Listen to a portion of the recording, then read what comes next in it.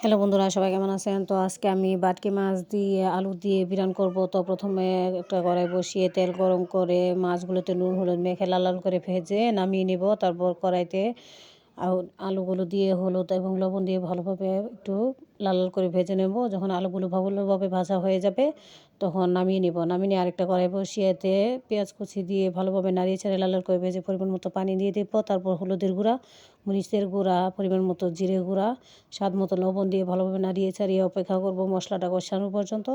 তো তারপর উপর দিয়ে ভেজে রাখা আলুগুলো দিয়ে দিব, দিয়ে একটু নাড়িয়ে ছাড়িয়ে কিছুটা কষানো অপেক্ষা করব। তো কিছুটা কষানো হয়ে গেছে, এখন ভেজে রাখা মাছগুলো দিয়ে দিব, দিয়ে আবারও ভালোভাবে একটু নাড়িয়ে ছাড়িয়ে মিশিয়ে নিব। তারপর উপর দিয়ে কয়েকটা ফালি করা কাঁচামরিচ দিয়ে দিব, দিয়ে আবারও ভালোভাবে একটু নাড়িয়ে ছাড়িয়ে নিব। যখন ভালোভাবে কষানো হয়ে যাবে তখন উপর দিয়ে পরিমাণ মতো পানি দিয়ে দিব। পানি দেওয়ার পর তারপর যখন বলক উঠে যাবে উপর দিয়ে কিছু ধনিয়া কুচি দিয়ে দিব। ধনিয়া কুচি দিয়ে আবারও ভালোভাবে নাড়িয়ে নিব। তো কিছুক্ষণ জাল দিয়ে তারপর তো বন্ধুরা দেখুন আমার তরকারিটা প্রায় হয়ে এসছে। তো ধন্যবাদ সবাইকে।